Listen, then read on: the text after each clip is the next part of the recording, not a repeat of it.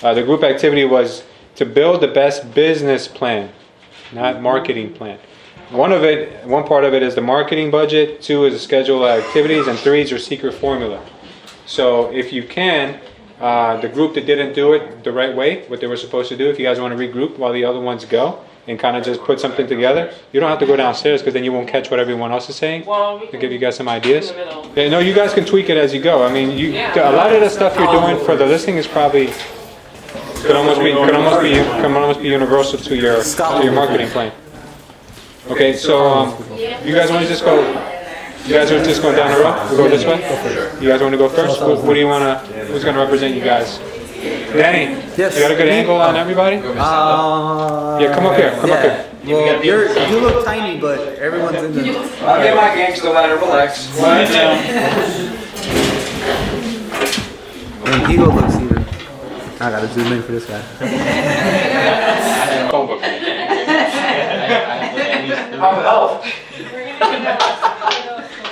Alright, so our business plan, we literally went line by line, but I'll kind of break it down as we go through conversation, right? So the first thing that we came up with was our marketing budget. We came up with a monthly budget of $450. $200 of those on a monthly basis were going to go towards nosyneighbors.com, for example, which is a just listed, just sold automated system that sends out postcards to everyone within the vicinity of a home when it's just listed or just sold. Another $100 was going to go towards the best performing marketing piece of the week on social media, which I'll explain a little bit more about that in a little bit. And then the last $100 will go towards business cards, flyers, open house materials, and miscellaneous things that we have left over throughout the month. When it came to activities, we were going to do obviously our standard cold calling every single day, right? So 3 to 4 hours a day. We were going to come up with a marketing plan that every single day we're going to put out some kind of marketing material. The way we designed it was on Mondays, we would do an informational video, probably 1 to 2 minutes.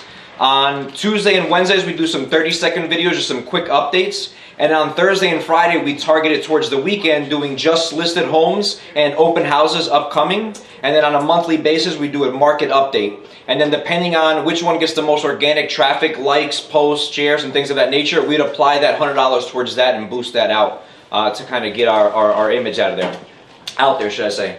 Follow-ups daily, an hour.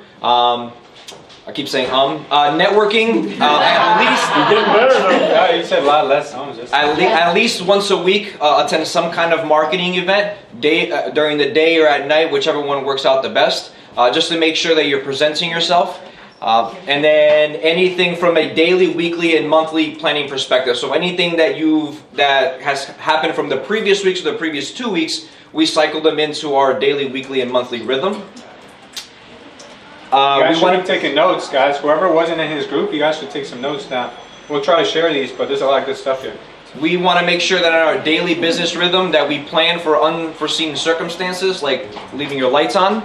So you want to make sure that you don't bump every single activity one against the other. You want to leave a 15 or 30 minute gap just in case maybe you run a little bit longer on your marketing, maybe you run a little bit longer on your prospecting, your follow-up, whatever the case may be. So you don't feel like you fell behind in the day, because I know for me personally that can throw my whole day off. So you want to make sure you account for that kind of thing.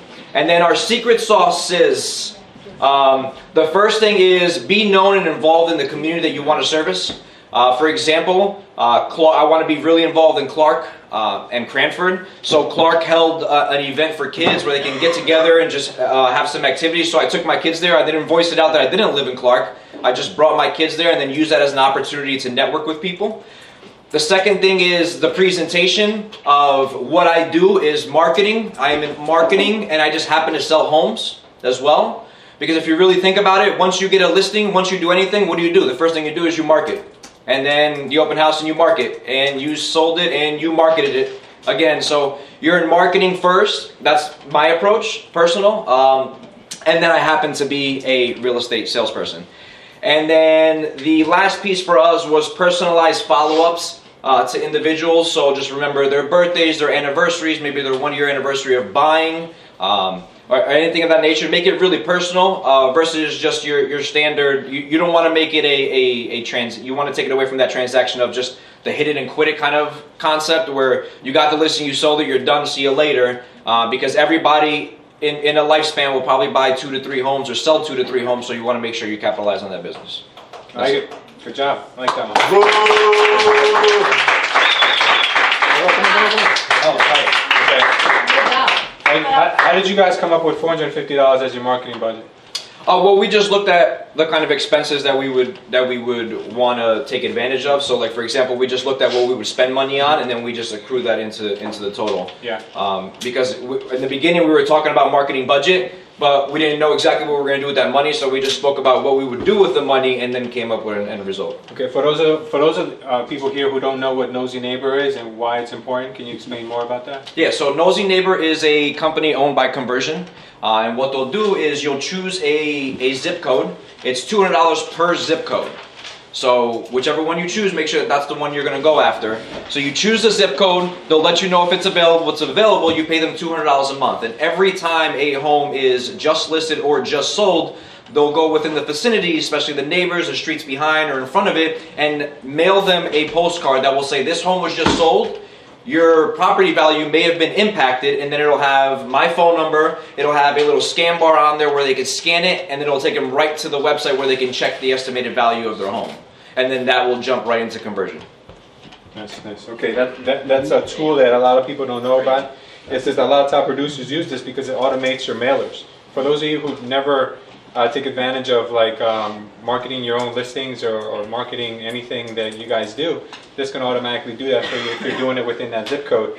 But if you want to be known, like Harry wants to be known in Rahway, he would want to take up the Rahway zip code, and that way anything buys or moves in Rahway, then people get a postcard from him. So it's a really good way to farm an area if you guys want to be known as. Doesn't Circle Picks do that as well? I remember at the last agency I did, right? It might. They boost it. They do the same thing in that vicinity. That just sold or just listed.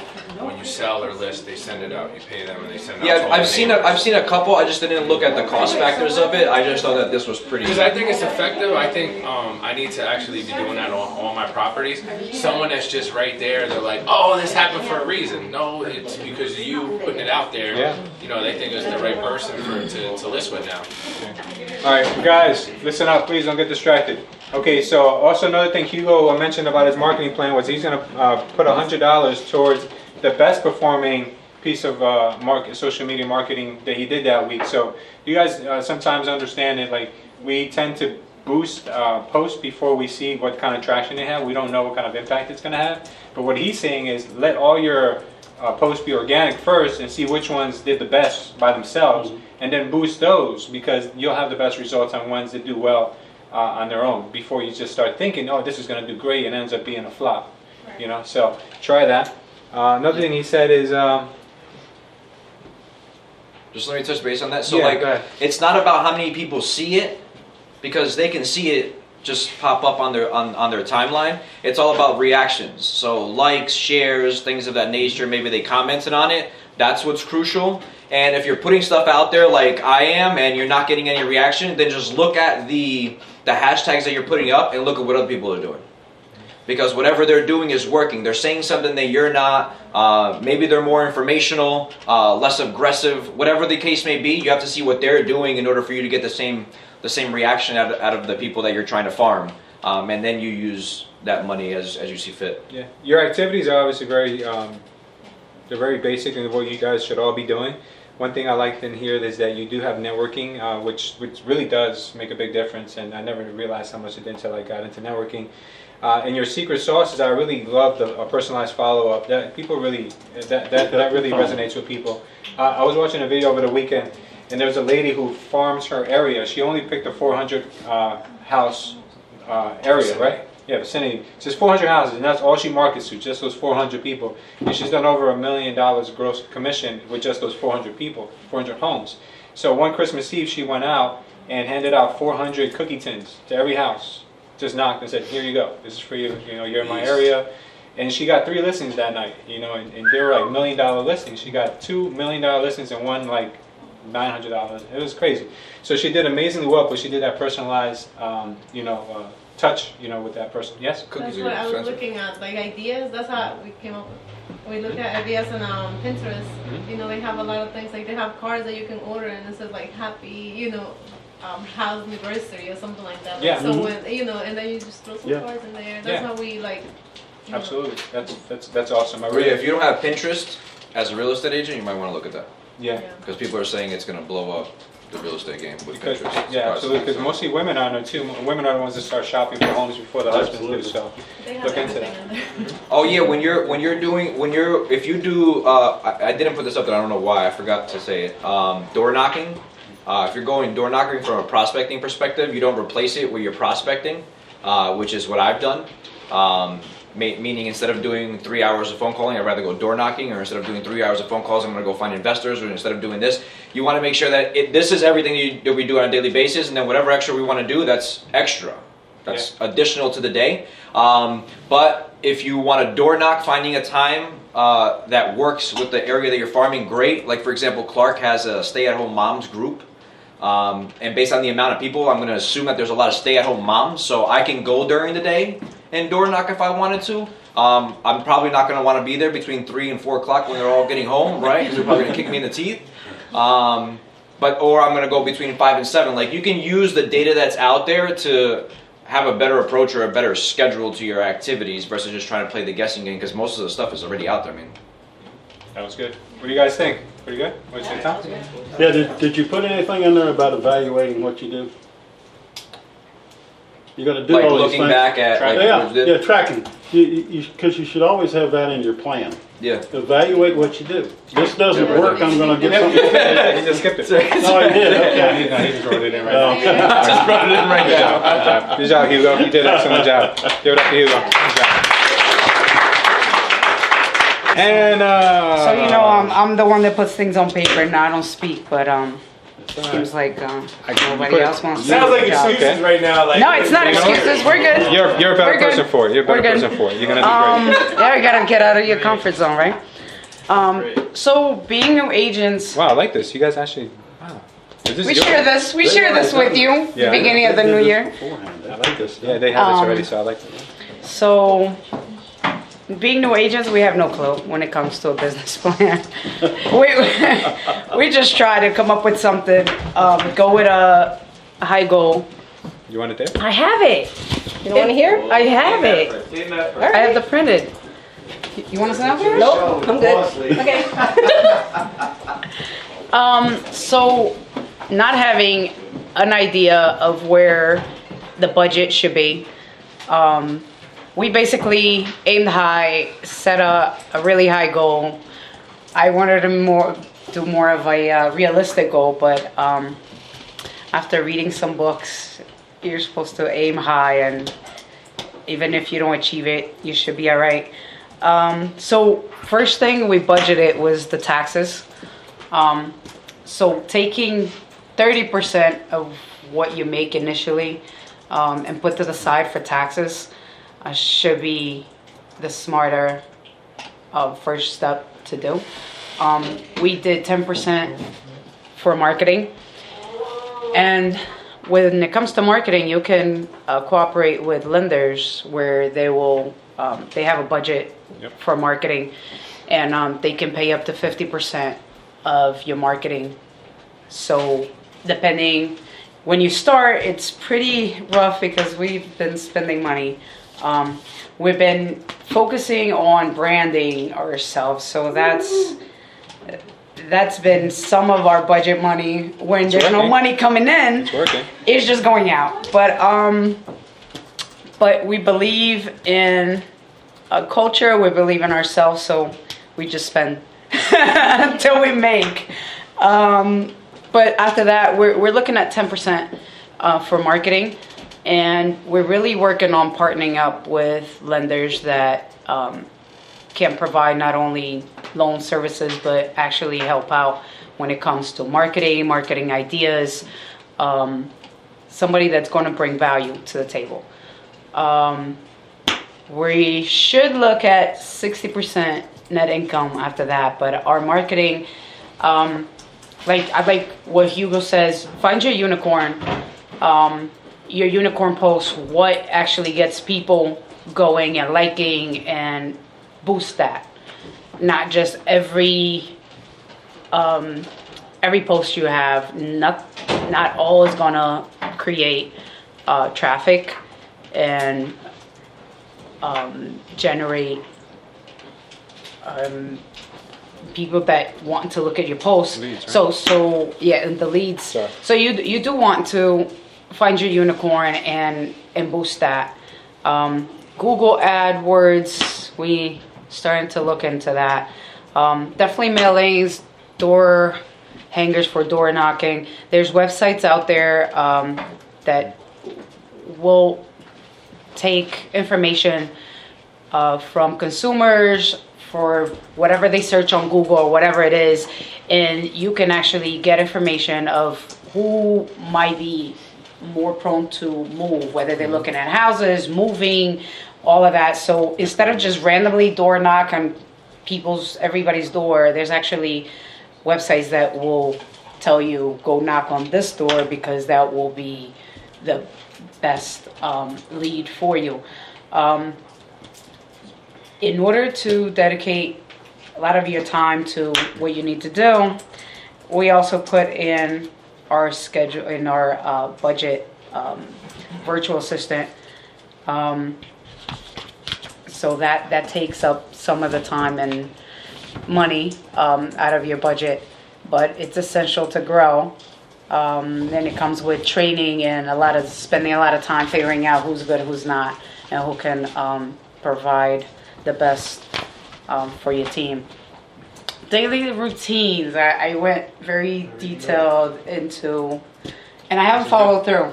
The whole working out, waking up at 5:15 in the morning, working out, I'm guilty. I haven't stuck to my schedule, but like you said, if you stay true to your schedule, you accomplish things. So I have to work better on that. But daily routine, at least 3 posts to social media, not all about business. You don't want people to be annoyed with you and it be all about real estate. Bring value, 1 video, 1 short video a day. Send happy birthday to people, and I forget even family members. So I use Google, Facebook to remind me of those things. And so if it's there, even if it's people you don't know, it's always good to reach out and say happy birthday. It takes seconds out of your day and it makes a difference. So first thing, check emails, follow up on new leads, check new listings on MLS. You do want to know what's out there, what's new. Be familiar with the market. Role play. Family time, I actually put in the daily routine family time. That's important. I'm getting told I'm neglecting my family. Oh, no. So that's on there. What else? We do have target areas, things to do, read a book a month. Tell us all about these your other secret things. sauce that the boss Secret associates sauce. So we have passion plus out of the box thinking equals happy clients. It's all about passion. Yesterday I actually did a little short video. I was out with a client at an open house. I could have just sent her in the rain. It was ugly out there. Could have stayed in bed, and sent her to the open house and said, And my part out. let me know if you want to put an offer. Tell me what you think. But I made sure I was there, and I was there for, especially being a single mother, somebody that never did anything real estate related or is very nervous about purchasing their first home. It's important for me, not much for her, but for me to provide that service and be there, whether I'm making a lot of money or little money. Somebody with very tight budget, and we've been working for 6 months, so at this point I could have been annoyed and like, I'm wasting my time. But if you have passion for what you're doing, then you stick to it and you do the right thing at all times. Even if it's 6 months later for a $100,000 deal, it doesn't matter. You just do the right thing. So then you get happy clients. And it's not about that dollar sign. It's about making a change and actually seeing families happy when you help them reach their dream. So caring, about right? caring. It's all about Passion. caring. All right, I like that. Sharing is caring. Sharing is caring. See, I was right. You just gotta care. What happened with the house? See, I was right. That was the outcome. Oh yeah. So, Yeah, you left us hanging. yeah. Last week I asked you about putting in an offer when they don't have the budget to come as high as the other person. So I played on the emotional part of her raising her kids in the home. It didn't work out. They still went with the higher offer, and there's nothing that I could have done at that point. I tried my best. Sure. But we did see this home, which the price is lower even, and she likes it. It's in a neighborhood that she likes better, and I need to go with an offer. Oh, nice. Good. Congratulations. So hopefully, there's room there because Yeah. it's lower. So hopefully, I'll finally find this family a home. Win over the agent. It means a lot because when I get a call from an agent, and I really click with them. It means the deal's gonna go smoother. So I try to work with that And person. believe it or not, we had somebody. We should have went live. She wanted to go live. I didn't let her. I had a client that said, "Oh my God, you're the first one that say, what do I want? What do I need?" Like that no other agent that she's reached out and worked with before had cared to even ask. Yeah, you need to make that a video. Ask her again why she chose you. And let her Yeah, say that again. I was like, I don't want to be on camera. We're Facebook friends. Yeah, you know how many people will comment and like that? That's a really good way to start your marketing week. All right, so you never gave us a budget, but you did give us ideas. How much money would you Well, that budget is not contribute? even realistic because we're spending more than that. I put $12,000 a year as a budget, Yeah. and that being 10% of what we want to make, Yes. or would love to make. So 1,000 a month. So 1,000 a month, and we've been spending. Every month's not going to be the same, but if it averages Right, out to that- absolutely, and okay. especially when you're starting, like things Yeah. like this, you're not gonna Exactly, you're not going to do it spend every all the month. time. So you've got 50% of that $1,000 budget advocated towards Facebook ads. We're Okay. playing with what we should do right Okay. now. We're spending on Yeah. door hangers. Then you. She let me get pens, so I wanted pens. So little things. Good. Marketing tool. I mean, look, if you don't spend it on your business, you're going to give it to Uncle Sam. So make sure you spend it on Absolutely, that. we do a lot of networking. Yeah. We do that. People are like, you guys are everywhere, That's but great. when you're a new agent and Yeah. you're not known, then that's how you get out there. Absolutely. Put your face everywhere.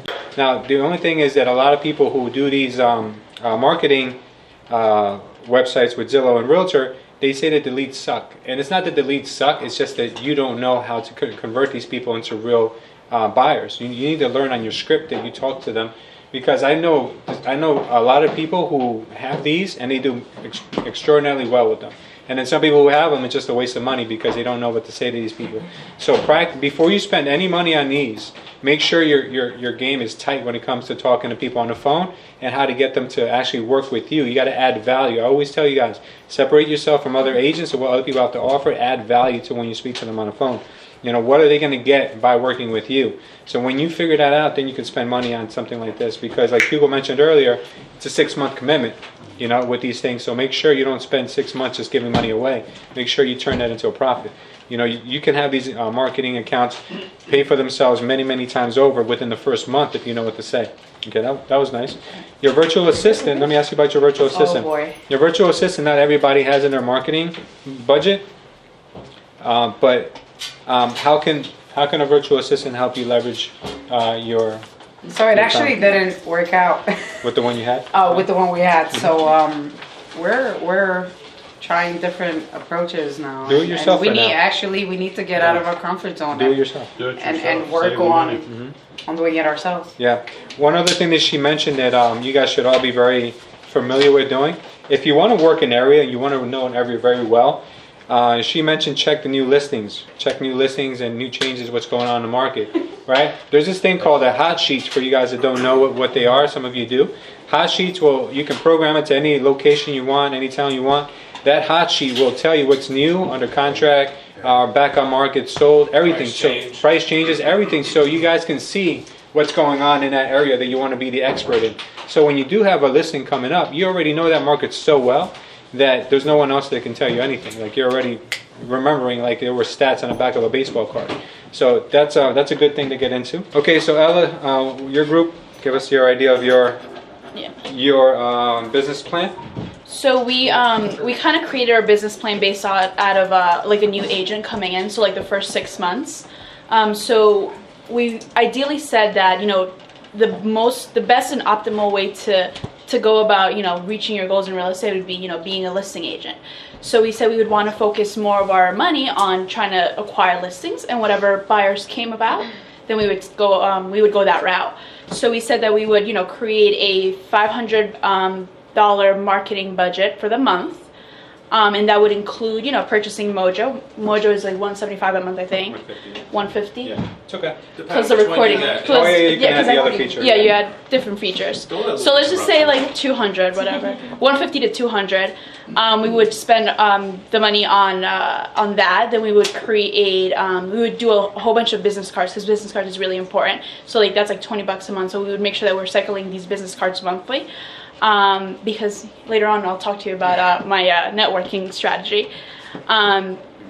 So we would also create brochures, because I know a lot of people go into these listing appointments, but they don't have any kind of like any tangible like advertisements or anything like that for the client or the potential seller to look at. So, you know, having brochures for sale by owners or for expireds, like why didn't your house sell? So like a brochure that explains why it didn't sell and how we could go about, you know, marketing the property so it does sell. And then the same thing for sale by owners. So those are the two targets that we would try to shoot for in order to acquire listings. Then when we would spend some money on social media, that would include like the ads and kind of like what Hugo was talking about, just depicting which ones are actually profiting and which ones are working for what we're trying to accomplish. And then we would also want to do some organic marketing, but that's going to go into the activities that we're going to follow. And conversion as well. So we would spend some money on conversion. So a CRM tool that allows us to retarget customers or clients, moving forward. What else? I think I covered that would be what we would allocate our marketing budget towards. And then moving forward with activities, we would say that we want to focus on 15 hours of prospecting a week. So that's, you know, just being on Mojo consistently. Appointments, you know, putting our schedule and having when can we actually go on appointments, so that it's not budgeting into our prospecting time or into our other times that we're doing something else. And then we would follow with networking a month. So we would want to shoot for like at least, you know, once a week of a networking event, which includes whether it's branding, public speaking, or any, you know, just regular real estate networking. We'd want to focus on networking events that allow us to gain some type of knowledge of the business, and not only in the business, whether it's, you know, marketing for Facebook, but it's not related to real estate, but it's, you know, trying to educate you on how to become a better marketer. That's, you know, a networking event that you would be able to get some information out of. And then public speaking as well, so that you could, you know, feel more comfortable speaking with your clients or in front of anybody else. So those are some activities that we would focus on. And then our secret sauce. So our secret sauce would be targeting. So this marketing plan would be for the first 6 months of a new agent coming in. But after those 6 months, we would focus on tracking. So tracking what did those 6 months generate, and how can I evaluating, and how can I, you know, keep doing that, but, you know, at an optimal level. And then our second secret sauce would be the mastermind. So kind of something like what we do here, but it would be really speaking to top producers in whether it's this agency or another agency, that's even possible. But just see how you can give them value so that they can, you know, give that in return. So that's kind of what we would, you know, look into. That was great. That's awesome. I like that. All right. So, give it up all right. So what I liked about this is that every group has a different approach to the same problem, dilemma. And with Ella, what she found was that spending her money on leverage was more important than spending it on one single marketing piece or anything like that. So Mojo creates leverage for her. Conversion creates leverage for her. So this is a really good thing to budget into anyone's plan, because you can only do so much as one person. Then how do you break out of that plateau? So using tools is definitely an appropriate way of spending some of that marketing money. So that was great. Your activities were obviously, you know, very basic and always, you know, they work. The one thing you did put on here that a lot of you guys should work on is your public speaking, like you said, public speaking or even talking in front of a camera. Get used to it because it's the new way of marketing. If you don't market yourself in front of a camera or in front of a group of people, you're not really going to do much. We decided it's very important to have a personal agent video bio to establish likability and presence on our page. Also, constantly doing online videos and blogs so people know you, and you create a, just like if you're going out in town, you're going to an event, or you post something like that, so they see that you're a real person and you're not just trying to sell yourself or get them to purchase whatever. Target a specific area and automate marketing using print, online, going to local businesses, cold calling, a virtual assistant, also Mojo and conversion. That would be around, we budgeted doing that 2 times a month for a total of $600. Probably less depending on if we buy Mojo and do other like boosting and stuff. Educate ourselves on the market, on current trends, new listings, maybe hold a broker tour, like that term kind of thing. Making sure we know everything in the area. That way if someone comes up to us and says, well, how are the prices here and whatnot, we'd be able to speak to that. Attend township meetings of that targeted area so that people in the town know that you're involved. And also at other people's events in the industry is very important. You can even go a step beyond, which I've thought about, hosting a meetup. I've done it for, not in real estate, but I've done it in entertainment, and it was successful. I think that's a great way to get people to get something from you instead of you getting something from them. Also, we think it's very important to be personable and genuine and educate people, get to know people and remember something about them. You can go knock on people's doors. I took a class, and one of the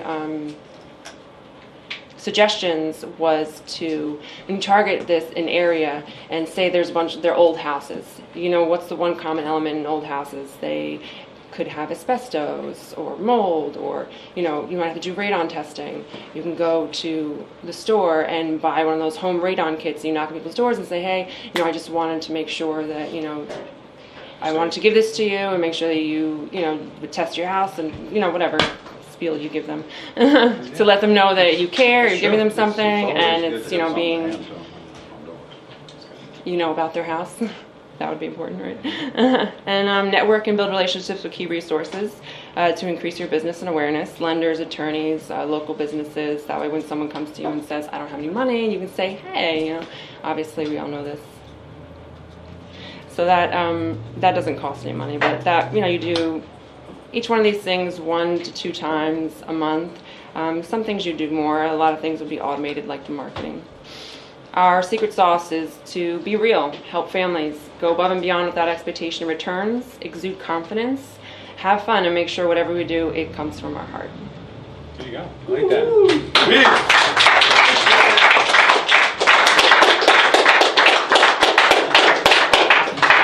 One last part to show the She's not done. the money figure of it. We did marketing based on once we get the seller and we're gonna sell their house, and we came a list with 8 things you do. Well, 7. Social media ad marketing and boosting we do twice per month. This is over a 6-month course. It would be around $1,200 total. So you do twice a month at $100. I guess. A boost. There you go. I'm trying to say it in not technical terms. Pictures and drone videos, 1 time, obviously, unless it doesn't sell within a certain time, then you refresh it, but you wouldn't do them. Winter, etc. That's around a total of $275. Open house advertising, say you get water or you do some balloons, light snacks, or signage and whatnot. That would be around $180. This is over a 6-month total. That's $180. Just listed postcards and flyers, that's a one-time purchase. 250 postcards at 72 cents a postcard, $180. The MLS listing fee, because we like to include all of our fees, which is a one-time $25. Then you have the media marketing blast that goes out to about 92 websites. We calculated that to be as a person doing it. So it would be a one-time cost of, say, $150, and we do that maybe twice. Riders and signage would be $25 a sign. Say we use 4, that's $100, and if it's a commercial signage, that'd be about $100 for one of those. So that all comes out to a total budget of $2,360 over 6 months, which is $393 a month. Yeah, you know what? I love that you did that, because now when people try to argue your commission, yeah, you can show them like, You can listen, show them what we to can, go. yeah, we can take the commission and split down. How much do you want to take away from your from your marketing campaign? Just reduce the dollar amount on each. Exactly. Yeah. So it makes it. It really does give you a separate value than what most people would go there and say. You know, I'm just the, you know, the best guy around, the best girl around. That's why you should give me 6%. Listen, That's now why- you can actually break it down. That's why we wanted to show all of that. Like Yeah. they were even saying, I think it was Samara, like we don't get charged at 25. Doesn't matter. Let's put it on there, even though we're getting it back. Sure. That's why I charged minus 300, 275 for the pictures, 25 for the MLS. Whatever resource we bring to the table has dollar Yeah, value, whether it comes from our overwhelm pocket them or with not. evidence of how much Yeah. stuff goes into this. And then you can negotiate it. If you got to negotiate the commission, you can negotiate part of it using those numbers too. Yeah, absolutely. And I like the fact that you did it over a 6-month period, because we don't know. We've taken a month of listing for 6 months, so we don't know if we have to do it more than just that one time. Because the people probably think, oh, you just do it once and that's it, and it's over, and it's done. You know, every time you do an open house in that place, you need to boost it. Every time you change the price, you need to boost it, or anything. So I mean, People, all they hear is like horror stories in the industry. Oh my gosh, this person just listed my house and left, and I don't even know what they did. Or you have That's to all you literally, hear. they don't know what you don't tell them. So We if you're picking up the calculated phone 2 every open day, houses a tell month. them. yeah, you have to. That's why it was twice a month. Absolutely. And if you went to talk to expired listings, it's just what you're saying. They don't know anything about this, because the last agent they haven't heard from them Yeah. for 3 months, Yep. that sort of thing. If you They show don't this know to an anything about that. expired listing, that you really have something tangible you can show them. This is absolutely. This is great stuff. Yeah, this is really good. I'm glad you guys did it wrong at first and then showed us later, because it actually brought a lot of value. I like that. Can I add Yes, something? of course. Since we kind of did it wrong in the beginning, I wanted to add that it's a good idea to attend Brokers Open at least once a week in your market area, Know the because inventory. I found so many cases that I used to attend Brokers Open every Wednesday, and it's like, oh, this house just came on the market, what's going on with it? I could tell them exactly, because I walked Sure. through the entire house. Know So, the I mean, inventory. you remember things that you've seen. So, I mean, even if you attend the Brokers Open a month ago, you remember it just because you were actually physically there. Yep, absolutely. Remember what you see. Okay, what you great job, guys. Thank you. Any questions?